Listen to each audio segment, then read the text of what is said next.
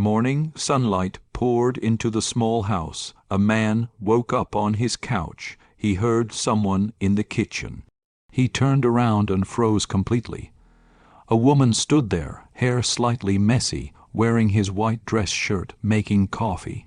She turned, she smiled. "You really don't remember last night, do you?" He stammered. "Wait, who are?" She set the coffee cup down slowly.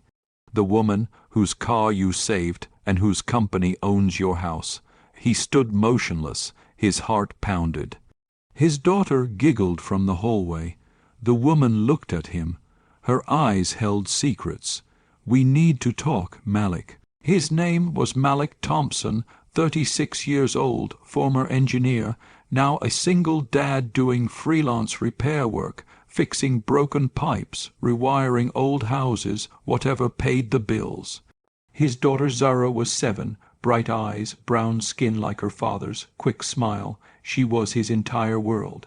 Life was hard, money was tight, but Malik taught her one thing. "We may be broke, Zara, but we don't break." She'd nod.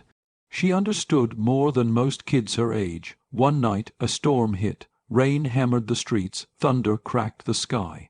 And Malik was driving home from a late job. His truck struggled through the flooding roads. Then he saw it. A luxury car wrapped around a tree, smoke rising from the hood, headlights flickering. He pulled over, ran through the rain. Inside the car was a woman, black suit, white shirt, expensive watch. Her face was pale, drained of color. The seatbelt had her trapped. She looked at him, eyes wide with fear. "Help, please." Malik didn't think. He smashed the window, cut the belt, pulled her out just as the engine sparked. Seconds later, flames erupted. The woman collapsed against him, shaking violently. "Thank you. I'm sorry. I can't breathe." Her breathing was shallow, panicked. The hospital was miles away, and the storm had flooded half the roads. He made a decision. "My house is close. We need to get you warm." She nodded weakly. He drove fast, careful. His small house appeared through the rain. Inside, he laid her on his bed, the only real bed in the house. He covered her with blankets, checked her breathing. She was unconscious, but stable. Malik grabbed a pillow, went to the couch. That would be his bed tonight. Around midnight, Zara woke up. She crept to the living room and saw her dad sitting up, watching the bedroom door. "Daddy, who's that lady?" "She's hurt, honey. She needed help." "Is she going to be okay?" "I think so. Go back to sleep." Zara hugged him. "You're a good person, Daddy. I'm just doing what's right." Lightning flashed outside. It lit up the woman's face through the doorway. For a moment, Malik saw something. Strength, power, authority. This wasn't just some random person. Who was she? Morning came slowly. The storm died down. Malik made coffee, then checked on the woman. She was still asleep. He looked at her expensive suit hanging to dry, the designer purse, the platinum watch on the nightstand. This woman had money, real money, but that didn't matter last night. She was just someone who needed help. He heard movement. She was waking up. Malik stepped back to let her have space. He went to the kitchen and started making breakfast for Zara. Then he heard footsteps. He turned and his world stopped. The woman stood in the doorway wearing his white dress shirt, the one he'd left on the chair. Her hair was loose, messy, but her eyes were sharp, awake, studying him. She smiled, small, controlled. "Good morning." Malik's face went red. You're wearing my... You left me in wet clothes. I found this. Hope you don't mind." Her voice was calm, confident, almost amused. Zara ran in. "Who are you?" she asked. The woman knelt down, eye level with Zara. "Just someone your dad saved." Malik stood frozen. This woman in his shirt, in his kitchen, making herself at home. "I can call you a taxi," he said. His voice sounded stiff, awkward. "No need. My driver's outside." "Your driver?" Malik was incredulous. She poured herself coffee, took a sip. "He's been there since 6:00 a.m. waiting." Malik blinked. "You could have left hours ago. I wanted to thank you properly." She set the cup down. "And return this." She gestured to the shirt, but she didn't move to take it off. She just smiled, testing him. Zara giggled. Malik shot her a look. Zara, go get ready for school. But Daddy, now please. Zara pouted but obeyed, disappearing into her room. The woman watched the exchange. She's adorable. How old? 7. You raise her alone. That's not really your business. She raised an eyebrow. Fair enough. An uncomfortable silence filled the room. Malik grabbed a towel and started wiping down the counter anything to avoid looking at her. Then she reached into her purse, pulled out a wallet thick, expensive leather, and placed a stack of cash on the table. Hundreds, at least $2,000. This should cover last night. Malik stared at the money, then at her. What for? Helping me for the bed, the clothes, everything. His jaw tightened. I didn't do it for money. She shrugged. Then consider it for laundry service. That shirt probably needs dry cleaning now. Something snapped inside him. Malik grabbed the money, shoved it back toward her. Take it back. I don't need your money. Her expression didn't change, cool, collected. Most men would have taken it. I'm not most men. She tilted her head, studying him like he was a puzzle. No, you're not. She picked up the money slowly, folded it, put it away. My mistake. I thought I was being generous. Generous? Malik laughed bitter. You think throwing cash around makes you generous. You have no idea what generous means. Enlighten me. Generous is helping someone because it's right, not because you owe them, not because you can afford it, just because they need it. She stood there silent.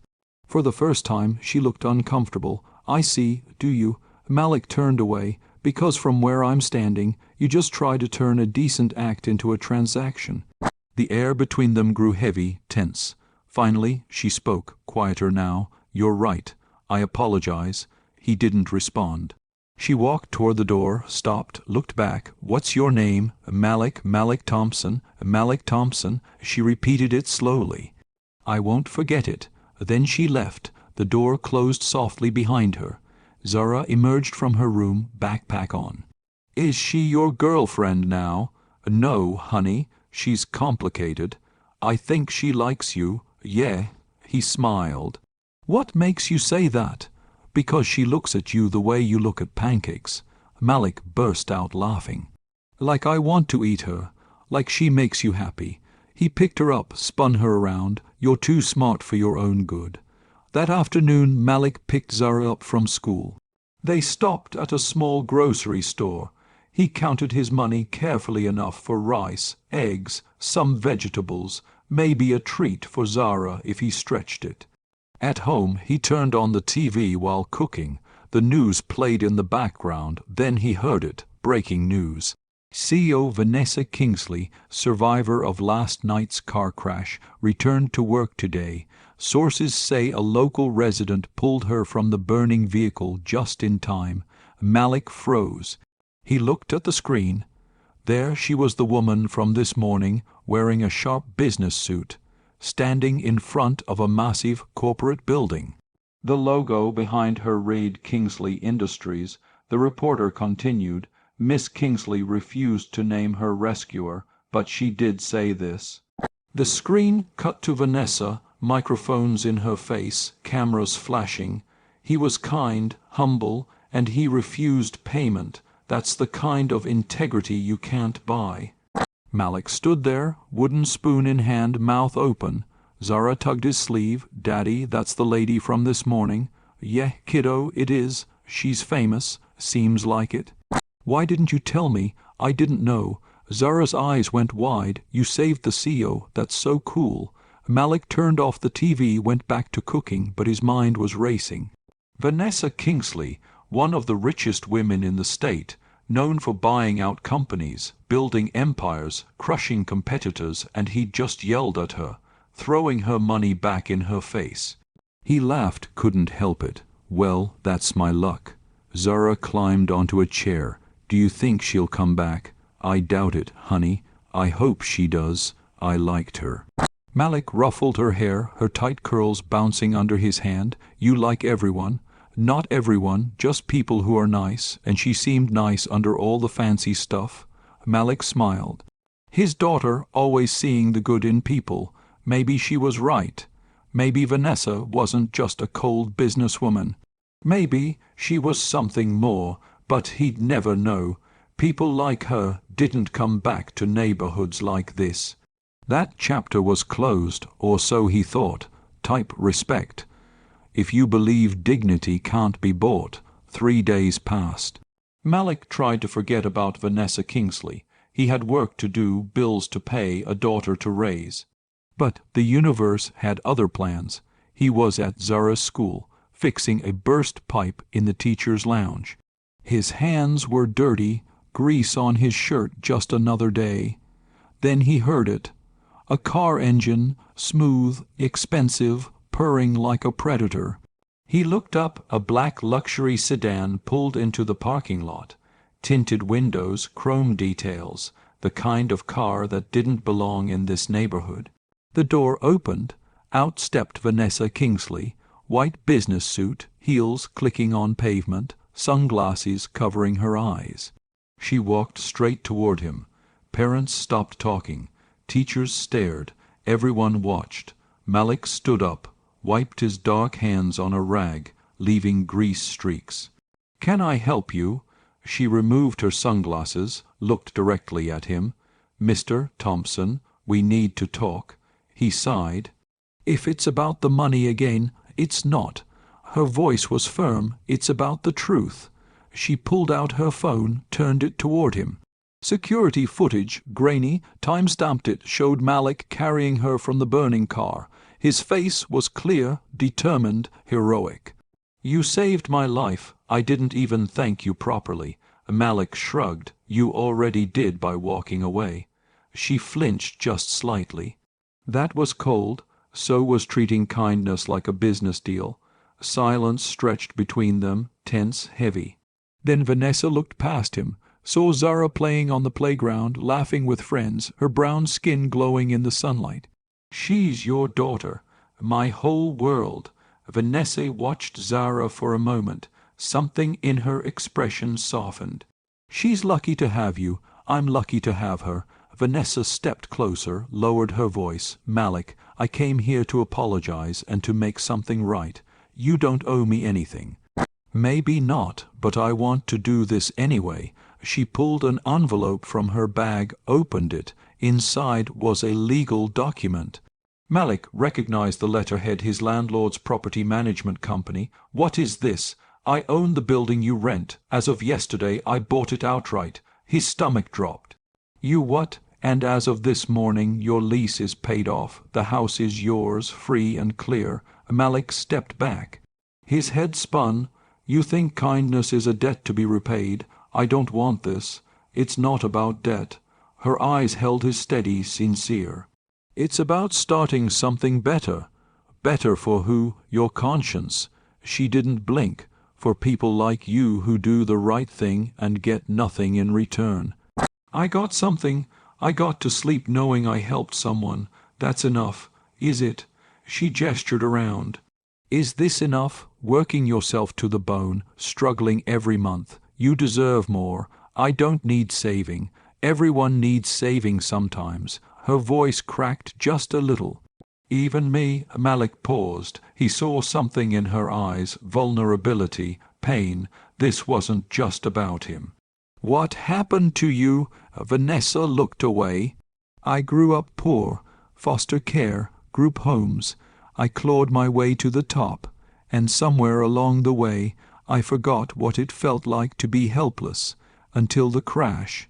Until the crash." She smiled sadly. "You reminded me that money can't buy character.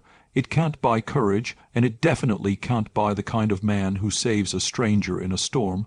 Malik felt his anger melting slowly. "So what now? Now I do something I should have done from the start." She handed him another document. "I'm launching a fund for single parents, specifically single fathers. Financial support, job training, child care assistance." Malik scanned the paper. His eyes widened. "The Thompson Fund. I used your name. I hope that's okay. You named a foundation after me. It represents the only kind of strength I respect, quiet, honest, human. He stared at the document, his name in bold letters, connected to something bigger than himself. I don't know what to say. Say you'll be part of it. Say you'll help me identify families who need support. You know this community better than I ever could. You want me to work with you. I want you to guide me, keep me honest. Make sure this actually helps people, not just my reputation. Malik looked at Zara, still playing innocent happy.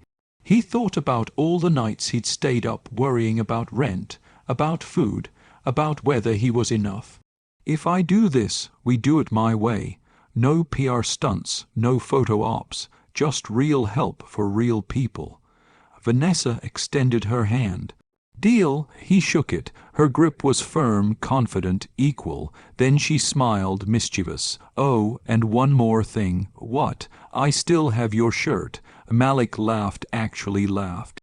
Keep it, it looks better on you anyway. A crowd had formed, parents, teachers. Someone had their phone out recording. A reporter pushed forward. Local news. Miss Kingsley, are you two together? Vanessa glanced at Malik. Her eyes sparkled. Not yet. But he did lend me his favorite shirt. The crowd erupted in laughter, whispers, speculation. Malik shook his head, grinning despite himself. You're impossible. I prefer determined. Zara ran over, breathless, excited. Daddy, is that the lady from TV? Yes, sweetheart, it is. Zara looked up at Vanessa. Are you going to help my daddy? Vanessa knelt down, eye level. I'm going to try. Is that okay with you? Only if you're nice to him. He's the best daddy in the world. I can see that. Vanessa's voice was soft, genuine. I promise I'll be nice. Zara hugged her sudden, spontaneous. Vanessa froze. Then slowly, carefully, she hugged back. When Zara ran back to her friends, Vanessa stood. Her eyes were wet. She's incredible. She's my reason for everything. Vanessa nodded. Then let's make sure her daddy doesn't have to struggle anymore. As she walked back to her car, she turned one last time. I'll send the paperwork this week, and Malik, yeah, thank you for reminding me why I started this company in the first place. Why is that? To help people who helped me when I had nothing. She drove away. Malik stood there, document in hand, heart-pounding, life, changing. Zara tugged his sleeve. Daddy, is she your girlfriend now? No, honey, she's complicated. I think she likes you, yeah. He smiled. What makes you say that? Because she looks at you the way you look at pancakes. Malik burst out laughing. Like I want to eat her, like she makes you happy. He picked her up, spun her around. You're too smart for your own good. Maybe Zara was right. Maybe something was starting. Something unexpected. Something real. Time would tell. 1 month later, downtown convention center. Press everywhere. Cameras, reporters, influencers, the launch event for the Thompson Fund. Malik stood backstage, uncomfortable in a borrowed suit, tie too tight, shoes too shiny. This wasn't his world. Zara sat beside him, pretty dress, her hair in neat braids. She swung her legs excitedly. Daddy, are you famous now? No, baby, I'm just here. But they named it after you. That doesn't make me famous, just lucky. A production assistant approached. Mr. Thompson, you're on in 5. His stomach flipped. I thought I was just attending. Miss Kingsley wants you on stage. Didn't she tell you? No, she definitely didn't tell me. Zara giggled. You're going to be on TV, Daddy. Thanks for the reminder. The lights dimmed, music played, the crowd quieted. Vanessa walked on stage, confident, powerful. She owned the room instantly. Good evening. Thank you all for coming. Tonight we launch something special, something personal, the Thompson Fund. Applause filled the hall. Cameras flashed. This fund exists because of one man. A man who saved my life and asked for nothing in return. A man who showed me that true strength isn't measured in dollars, it's measured in character. She looked toward the wings, directly at Malik. Malik Thompson, please join me. His heart stopped. Zara pushed him. Go, Daddy. He walked on stage, legs shaking, lights blinding. The crowd erupted in applause. Vanessa handed him a microphone. Say something. He stared at her. You didn't warn me. I wanted it to be genuine. She smiled. Speak from the heart. Malik turned to the audience. Hundreds of faces all watching, waiting. He cleared his throat. I'm not good at speeches. I'm a handyman. I fix pipes. I change light bulbs. That's what I do. He paused, gathered his thoughts. But being a single dad taught me something. You don't need money to be rich. You need people who believe in you. You need moments that remind you why you keep going. His voice steadied. That night in the storm, I didn't save Vanessa because I wanted recognition. I saved her because it was right, and somehow that one moment changed everything. He looked at Vanessa. She could have forgotten about me, moved on with her life, but she didn't. She came back. She listened. She cared. That's rare. The audience was silent, hanging on every word. This fund isn't about me. It's about every parent out there doing their best, every dad working 2 jobs, every mom stretching every dollar, every person who feels invisible. His voice grew stronger. You're not invisible, you matter, and now you have support, real support. The crowd stood. Applause thundered through the hall. Malik stepped back, overwhelmed. Vanessa took his hand, squeezed it. Perfect. After the event, they stood in a quiet hallway. Zara, asleep on a lobby couch nearby. Vanessa pulled out a small box. I got you something. You've given me enough. Just open it. Inside was a pen engraved. The inscription read, "For the man who didn't sell his kindness." Malik's throat tightened. You didn't have to do this. I know, but I wanted to. She stepped closer. You changed my life, Malik. You changed mine, too. They stood there close. The air between them charged electric. I still have your shirt, she whispered. I know. I saw you wearing it in the article last week. She laughed softly. It's my favorite now. Mine, too, even though you're wearing it. Especially because I'm wearing it. She smiled, genuine, warm. You're full of surprises, Malik Thompson. So are you, Vanessa Kingsley. Behind them, someone coughed. A photographer. One photo for the website. They stood together, professional, but their hands touched just barely. Camera flashed, capturing something neither of them expected, the beginning of something real.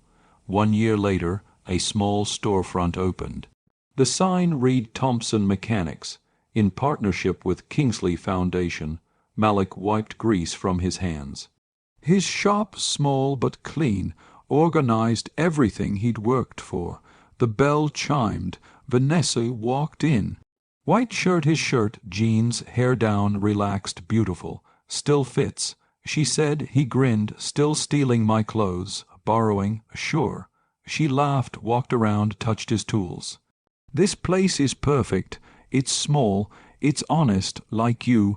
Zara burst through the back door. Vanessa, I got into the STEM scholarship. Full ride. Vanessa's face glowed. That's incredible. I'm so proud. Zara hugged her tight. Malik watched them, his daughter, this woman, family. Zara disappeared to do homework. The shop went quiet. Vanessa turned to Malik, nervous, vulnerable. I have something for you, another gift. Just open it tomorrow, promise. She handed him an envelope, cream-colored, sealed. What is it? A question I'm scared to ask. His heart pounded. You scared, terrified. She touched his face. You make me feel things I forgot I could feel. Like what? Like I'm home. Malik pulled her close. You are home. They kissed soft, deep, a year of friendship becoming love. She pulled back, smiled. Open it tomorrow. Why not now? Because I want you to really think about it. She left. Malik stood alone, envelope burning in his hand. That night he couldn't sleep. Morning came slowly. He opened it. A card, handwritten. Malik, you saved my life in a storm, but you did more. You saved me from becoming someone I hated. You reminded me that kindness is the greatest currency, that honor matters more than wealth, that love is built on respect, not transaction. I'm not asking because I owe you. I'm asking because I can't imagine life without you. without Zara, without the man who threw my money back and taught me what integrity means. Will you marry me, V? The second page was an invitation already printed. The wedding of Vanessa Kingsley and Malik Thompson. Malik's hand shook. Tears fell. He laughed and cried at once. Zara appeared. Daddy, why are you crying? Because something impossible just became real. Is Vanessa going to be my mom? He picked her up. Would you like that more than anything? Then yes, she's going to be your mom. Zara screamed with joy.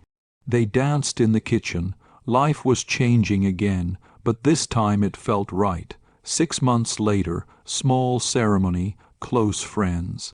Zara stood between them, white dress, her braids adorned with small flowers, holding their hands.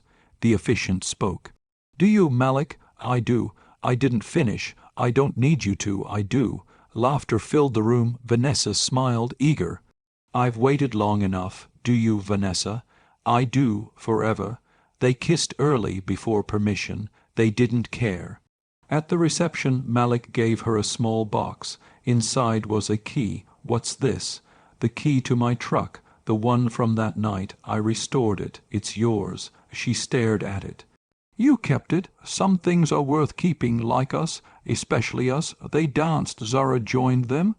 The three swayed together, a family forged in a storm, built on honor, sealed with love. Vanessa whispered, Sometimes kindness saves a life. Malik added, Sometimes it saves 2. Zara finished, sometimes 3. They held each other as the sun set, orange and gold sky. The camera pulled back, music swelled, their story ended, but their life together was just beginning. Sometimes kindness saves a life, sometimes it saves 2. Subscribe if you believe love begins where kindness is free.